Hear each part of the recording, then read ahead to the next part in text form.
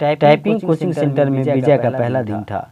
Typing coaching centre में विजय का पहला दिन था। वह अपनी सीट पर बैठा टाइप सीखने के लिए नियमावली पुस्तिका पढ़ रहा था। तभी उसकी निगाह अपने केबिन के गेट की तरफ गई। कजरारे नैनों वाली एक सांवली लड़की उनकी केबिन में आ रही थी।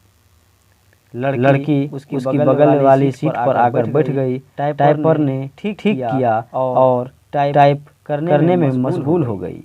विजय का मन टाइप करने में नहीं लग रहा था। वह किसी भी हालत में लड़की से बातें करना चाह रहा था। वह टाइपर पर कागज लगाकर बैठ गया और लड़की को देखने लगा। लड़की की उंगलियां टाइपर की कीबोर्ड पर ऐसी पड़ रही थी जैसे कि हारमोनियम बजा रही हो। यह क्या देख रहे हो? थोड़ी देर बाद लड़की गुस्से से बोली, आपको टाइप करते हुए देख रहा हूँ। यहाँ क्या करने आए हो? लड़की ने बोला। तो विजय ने बोला, टाइप सीखने के लिए। तो फिर लड़की बोलती है, ऐसे सीखोगे? लड़की के स्वर में तलखी बरकरार थी, यानी कि इसकी स्वर में कोई कड़वाहट नहीं थी। मेरा आज पहला दिन है, इसीलिए मेरी समझ में कुछ नहीं आ रहा है। आप टाइप कर रही थी तो मैंने देखने लगा कि आपकी उंगलियां कैसे कीबोर्ड पर। आपको टाइप करते हुए देखकर हो सकता है मैं भी कुछ सीख जाऊंगा। यदि इसी तरह देखते रहे तो आपकी यह मनोकामना कभी पूरी नहीं होगी। लड़की ने फिर टाइप करने में जुट गई। विजय भी कीबोर्ड देखकर टाइप करने लगा। टाइप करने में उसका मन नहीं लग रहा था। वो बेचैनी सी महसूस कर रहा था। 10 मिनट बाद ही उसने टाइपर का रिबन फंसा दिया, यानी कि विजय ने। रिबन तो फंसेगा ही जब ध्यान कहीं और होगा। लड़की ने उसे टाइपर को थोड़ा अपनी तरफ खींचकर रिबन ठीक करने में लग गई। इसी बीच रिबन नीचे गिर गया। वह उसे उठाने के लिए झुकी तो उसके गले से चुन्नी गिर गई। रिबन उठाने के लिए विजय भी झुका। इसकी निगाह अकस्मात एक लड़की की उरोजों पर चली गई। वह सकपका गया। लो, ठीक हो गया, लड़की ने बोला। लड़की ने कहा तो उसकी चेतना लौटी। विजय की चेतना लौटी। इतना मशगूल हो गया था वो उसे देखने में। लड़की फिर टाइप करने में लग गई, लेकिन विजय का मन टाइप में नहीं लग रहा था। वह लड़की से बातें करने की ताक झांक में ही लगा रहा।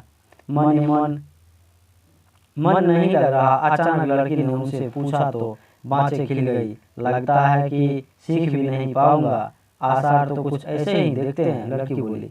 आपका नाम? विजय ने बात को आगे बढ़ाने के लिए सवाल कर दिया।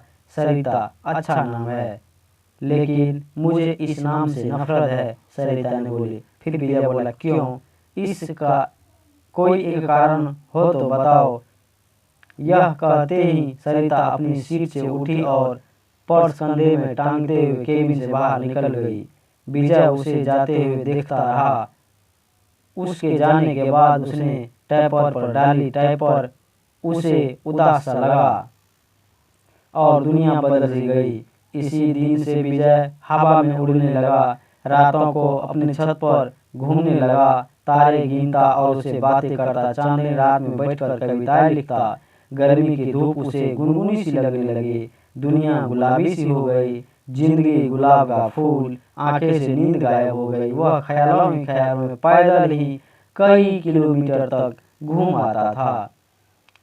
अपनी इस स्थिति के बारे में उसने अपने दोस्त को बताया तो उसने कहा, गुरु, तुम्हें तो प्यार हो गया है। दोस्त की बात सुनकर विजय को बहुत अच्छा लगा।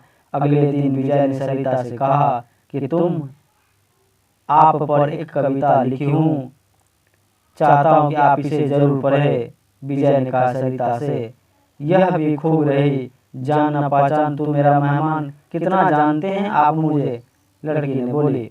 जो भी जानता हूँ उसी आधार पर लिखा हूँ। सरिता उसकी कविता पढ़ने लगी। सरिता, कल कल करके बहने वाली जलधारा लोगों की प्यास बुझाती है, किसानों की खेत की सींचती है, राह में आती है बहुत बार फिर भी मिलती है सागर से। उनके प्रेम में सागर साहिल पर पटकता है सिर। उनके प्रेम की प्रागढ़ता का प्राण पूर्णमासी की रात में उठने वाली ज्वार भटा सरिता है तो सागर है, सरिता के बिना रेगिस्तान भी हो जाएगा सागर। सागर के प्रेम में सरिता लांघती है पहाड़ पठार और मानव निर्मित बाधाओं को। कविता के नीचे उसने विजय की जगह सागर लिखा। कविता के नीचे में उसने विजय की जगह सागर लिखा। सरिता ने उसे देखा और कागज विजय की तरफ बढ़ा दिया। विजय ने कहा कि मैं चाहता हूं कि आप इसे टाइप कर दे, इसे छापने के लिए भेजना है। सरिता कुछ नहीं बोली, कागज को सामने रखकर टाइप करने लगी। विजय उसे देखता रहा। इस बात का आभास सरिता को भी हो गया था कि विजय उसे ही देख रहा है, लेकिन उसने कोई विरोध करने के बजाय पूछा कि आप कवि हैं? तो विजय ने कहा, बनने की कोशिश कर रहा हूँ सरिता जी। कवि भगोड़े होते हैं, सरिता ने उसकी ओर दिखाते हुए कहा। उसकी इस टिप्पणी ने विजय को शक पकड़ा दिया। कवि अपने सुख के लिए कविता रचता है, रचते समय वह कविता के बारे में सोचता है, उसके बाद वह कविता को उसके हाल पर छोड़ देता है। कविता जो संकट में होती है तो कवि कविता के पक्ष में खड़ा नहीं होता। यह आप कैसे कह सकती हैं? लड़की ने कहा, मैं समझती हूँ कि आप एक आदमी की जिंदगी भी एक कविता है।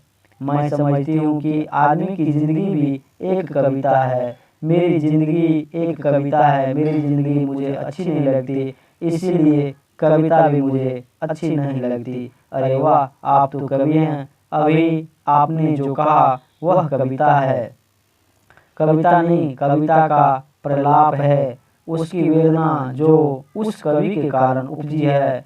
उसने मेरी जिंदगी की रचना की। इतना कहकर सरिता केबिन से बाहर चली गई। कैसी है यह? विजय और सरिता की टाइपराइटर को दिखा लगा जैसे टाइपराइटर किसी शोक गीत की सूचना में मशगूल है। प्यार की खुशबू, प्यार की खुशबू। आज उन्होंने बातें अधिक की। उनके वार्तालाप को देखकर टाइपिंग इंस्टीट्यूट चलाने वाले मैडम ने उसके पास आकर कहा कि आजकल तुम काफी खुश हो सरिता। बदले में सरिता केवल मुस्कुराई, कुछ बोली नहीं। विजय भी मुस्कुराया। तो क्या मेरे प्यार में की गंध इसे भी लग गई? विजय ने बोला, क्या मेरे प्यार की गंध अब मैम को भी लग गई? अगले दिन सरिता जब इंस्टीट्यूट आई तो काफी सजी धजी थी।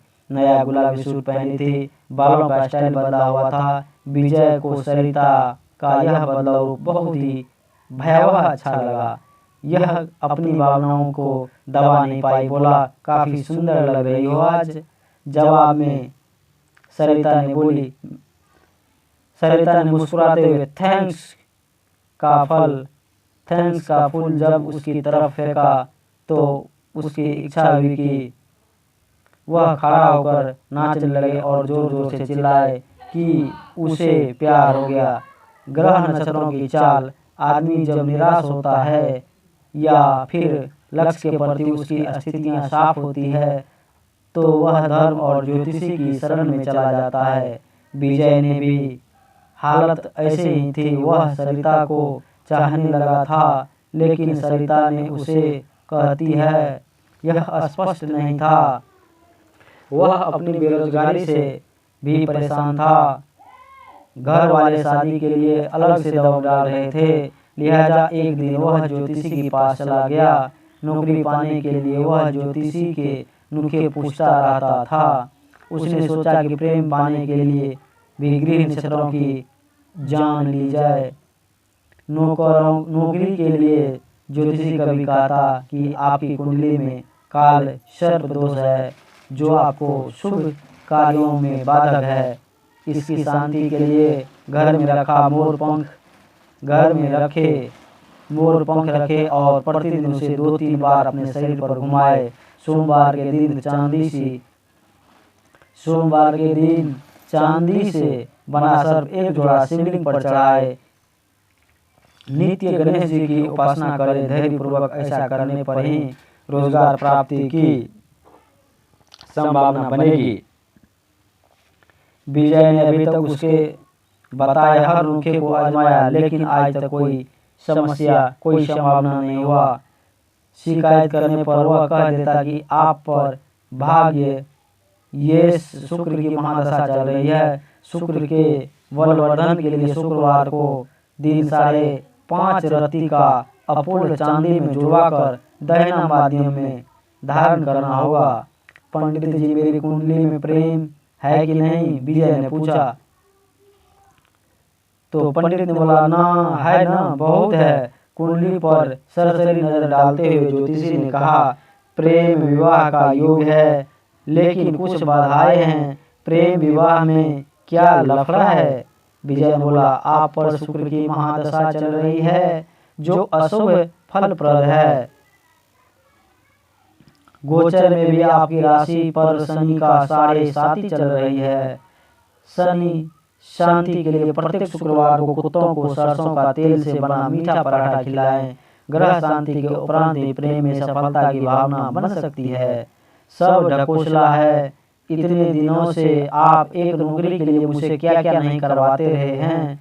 मिली नहीं नौकरी, साला चपरासी भी कोई रखने को तैयार नहीं है। बनाया हुआ विजय ज्योतिषी के कमरे से निकल गया और घर पहुंचते ही मम्मी से कहने लगी, तुम्हारे पिता के लिए लड़की पसंद कर ली है। उसके दोस्त की बेटी है, बीए करके नौकरी कर रही है, तो मैं क्या करूं? विजय बोला, शादी कर लो। उसकी मम्मी ने बोला, शादी कर लो, बिना नौकरी मिले यह नहीं हो पाएगा, फिर तो पूरी जिंदगी कुंवारी रह जाओगे। बीवी की कमाई खाने से तो कुंवारा रहना ही अच्छा है। कहते हुए विजय अपने कमरे में चला गया। क्या कहा? जो बीवी की कमाई खाने से तो कुंवारा रहना ही अच्छा है। ये कहते ही विजय अपने कमरे की ओर चला गया। जिंदगी आसान नहीं है। एक सप्ताह तक सरिता टाइप स्कूल नहीं आई। विजय रोज आता रहा और निराश होकर वापस घर जाता रहा। 8वें दिन सरिता के आते ही वह पूछा कि एक सप्ताह क्यों नहीं आई? जिंदगी में बहुत दिक्कतें हैं, कहते हुए सरिता अपनी सीट पर बैठ गई। क्या हो गया तुम्हें? मेरी बहन जो बीए कर रही थी, किसी लड़के के साथ चली गई। दोनों बिना शादी के एक साथ रह रहे हैं। ऐसा क्यों किया उसने? उसका कहना है कि यदि वह ऐसा न करती तो उसकी शादी ही नहीं हो पाती। मतलब? विजय ने बोला, हमारे घर की आर्थिक हालात इतना खराब है। इतना कहकर सरिता चुप हो गई। हमारे घर की आर्थिक हालत इतना कहकर सरिता चुप हो गई।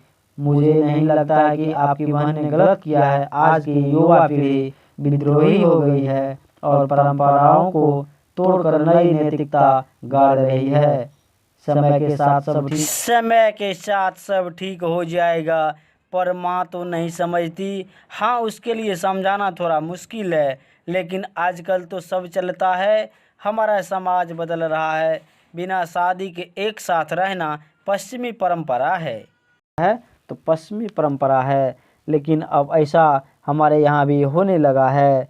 हाँ, बैठकर सपनों के राजकुमार का इंतजार करने से तो बेहतर यही है कि जो हाथ मिले उसे ही थामकर आगे चल दिया जाए।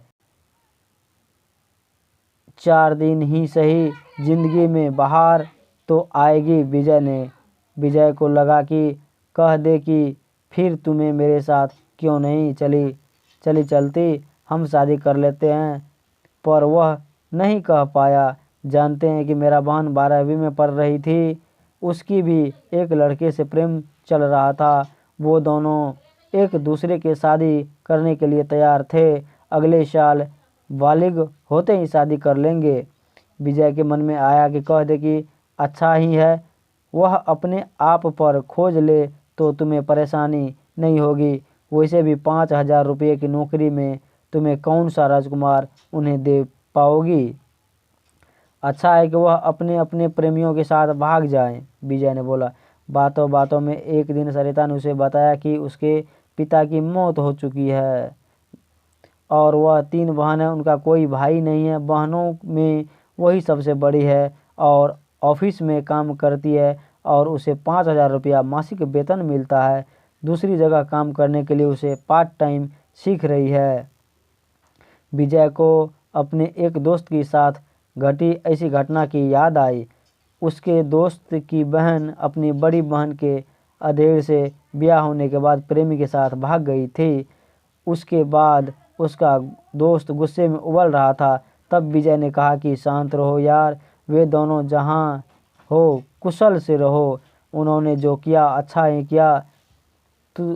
तुम कौन सा उसे राजकुमार से ब्याह देते? आखिरकार जिंदगी उसकी है, जीना तो उसे ही पड़ेगा, इसीलिए निर्णय भी उसे ही लेना चाहिए। दोस्त के बड़े भाई ने भी विजय की बात को समर्थन किया था, लेकिन थोड़ा दार्शनिक अंदाज में कहा था कि होनी को यही मंजूर था। मैं भी सोचती हूँ कि बहन ने जो किया ठीक ही किया है। दूसरी जो करेगी वह भी अच्छा ही होगा। यदि जीवन संघर्ष है तो करो। प्रेमी से पति बना व्यक्ति को धोखा दे सकता है, जीवन नरक बन सकता है। और माता पिता का खोजा राजकुमार भी यही करता है, लेकिन माँ नहीं मानती। सोचती हूँ और मुसीबत खराब कर ली। पुराने ज़माना की है ना हृदय। हद तो यह हो गई कि मुझसे कहने लगी कि तू भी किसी के साथ भाग जा। मैं उन्हें इस हाल में छोड़कर उसके साथ भी पीड़ी से मैं उन्हें इस हाल में छोड़कर किसके साथ रो पड़ी। सरिता। विजय की समझ में नहीं आया कि वह क्या कहे और क्या करे। स्थिति की अस्थिरता समझ गए कि खुद पर काबू किया और फिर से टाइप करने लगे। 10 मिनट बाद सरिता उठी और बिना बोले चली गई। विजय की इच्छा हुई कि वह उसके पीछे पीछे चला जाए, लेकिन वह बैठा रहा और उसे जाते देखता रहा। मूसलाधार बारिश में बिजली का गिरना, आसमान में काले घिरे बादल आए थे। इस कारण परिवेश में अंधेरा पसर गया था।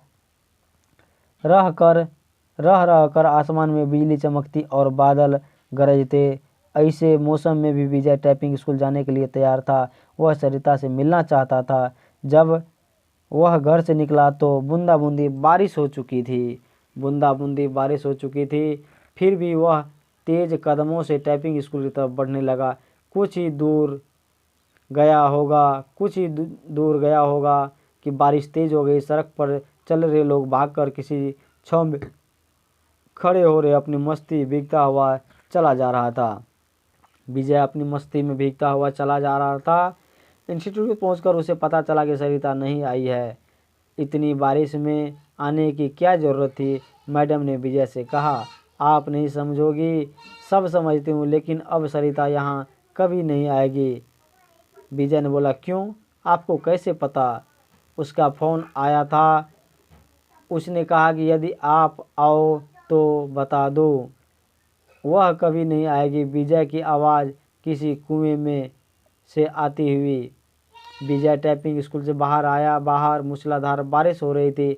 जैसे ही उसने नीचे की ओर कदम रखा, जोर जोर से बिजली चमकी और बादल गरजने लगा। विजय संज्ञा शून्य सी भीगता हुआ घर की तरफ चल पड़ा। उसने सोचा कि वह सरिता के घर जाएगा, लेकिन उसके घर का पता तो मैडम दे सकती है। यह सोचकर वापस पलटा, लेकिन तब वह टाइपिंग स्कूल बंद हो चुका था। भीगते हुए घर पहुंचा विजय। तब जब उसका शरीर बुखार से तपने लगी, लगभग 15 दिन वह चारपाई पर पड़ा रहा। जब कुछ ठीक हुआ तो 20वें दिन टाइपिंग स्कूल पहुंचा। मैडम नहीं मिली। यह सिलसिला 15 दिन तक चला। 16वें दिन उसे मैडम मिली। उसे देखते ही बोल पड़ी कि काफ़ी कमज़ोर हो गए हो विजय। उस दिन बारिश में भीगा तो बीमार हो गया, विजय ने बोला। विजय ने फिर मैडम से सरिता के घर का पता मांगे तो विजय ने मैडम से सरिता का घर का पता मांगे तो एक कागज़ पर लिखा और विजय को थमा दिया। मैडम को धन्यवाद बोलकर विजय चल पड़ा। वह आज ही सरिता से मिलना चाहता था। जब वह मैडम के लिए पते पर पहुंचा तो वहां ताला लगा हुआ था। पड़ोसियों से पूछने पर पता चला कि सरिता यहीं रहती थी, लेकिन अब मकान बेचकर चली गई है। कई लोगों से पूछने के बाद भी विजय को उसका नया पता नहीं मिला। निराश होकर वह घर लौट आया। सरिता के इस व्यवहार से उसे काफ़ी धक्का लगा। उसने कुछ समझ नहीं आ रहा था कि सरिता को ऐसे क्यों किया। सरिता ने ऐसा क्यों किया? वह सरिता की याद में कविताएं लिखने लगा। एक दिन उसने एक सपना देखा और उसके भावों को कविता के रूप में कागज पर लिखा। सरिता जो निकले अपने उद्गम स्थल से सागर की चाह में चले, द्रुत गति से सामने आ गया पहाड़, टकराने के बाद बदल लिया अपना मार्ग। मार्ग था लंबा, पहाड़ों की श्रृंखला थी, पठार और पथरीली जमीन थी। आदमी भी खड़ा था, फावड़ा लिए बांध बांधने के तत्पर। खेत सींचने के लिए चाहिए उसे, पानी पीने के लिए भी, बिजली भी चाहिए, बिजली भी तो चाहिए, घर को रोशन करने के लिए, कारखाने चलाने के लिए, कारखानों के कचरे को बहाने के लिए भी चाहिए उसे। नदी प्राकृतिक से लड़ते हुए थकी वह बहती रही अरविल, दिल में सागर से मिलने की चाह लिए। भारी पड़ा प्यार, अवरोधों पर पहुंच गई वह साहिल पर, लेकिन मानव से बंधा बांध रोक दी उसका धारा। कारखानाओं की गंदगी उड़ेल सड़ा दिया उसकी आत्मा को। अपने आंसुओं से धोती रह वह अपना बदन, निर्मलता से मिलना चाहती थी सागर से। विकास उन्मादी मानव ने रौंद दिया उसकी आत्मा को, जिंदा लाश हो गई वह। उसके लिए तड़पता है सागर, साहिल पर पटकता है अपना सिर को। उसने तो दम तोड़ दिया मानव की विकास में। सागर भेजता है बादलों को उसे पुनर्जीवित करने के लिए। वह जानता है बेवफा नहीं है वह, सच्चा है उसका प्यार। कैद है मानव के विकास में, बरसते हैं बादल, उफनती है नदी, मानव को दिखाती है अपना विकराल रूप। मिलते ही प्यार की ताकत तबाह कर देना चाहते हैं मानव सृष्टि को। बदल लेना उसकी प्राकृतिक नहीं, बदला लेना उसकी प्राकृतिक नहीं। भागती है तेज गति से सागर की ओर, बाहें फैलाए स्वागत करता है सागर। बताना चाहती है अपनी कष्टों को वह, लेकिन कुछ भी नहीं जानता चाहता सागर, कुछ नहीं जानना चाहता सागर, कुछ नहीं जानना चाहता सागर। जानता है वह मानव स्वभाव को, उसका भी तो पला पड़ा है इस स्वार्थी प्राणी से। विजय ने इस कविता को पत्रिका में छापे हुए 1 माह से अधिक हो गया, लेकिन उसके पास इस बार अब तक सरिता का कोई पत्र या फोन नहीं आया। उसे उम्मीद है कि एक न एक दिन सरिता उसकी संपर्क जरूर करेगी। जब से वह कविता प्रकाशित हुई तब से यह फोन के प्रत्येक घंटे पर चौंक जाता। यही नहीं, हर रोज पोस्टमैन का बेसब्री से इंतजार करता है, और जब उसके आने का समय खत्म हो जाता है तो उदासी के समुंदर में विजय डूब जाता है जब उनकी याद आती है। हाय गाइस, अगर आपको इस तरह का स्टोरी सुनना पसंद है तो आप हमारे इस चैनल स्टोरी वाला को जरूर सपोर्ट करें और सब्सक्राइब कीजिए। और हम तो अभी नए हैं, इसलिए आप लोग कमेंट करके बताएं कि हमें क्या कमी है, अपनी कमी को सुधारने का प्रयास करेंगे और बेहतर वीडियो बना के आप तक पहुंचा सके। जय हिंद दोस्तों, जय हिंद।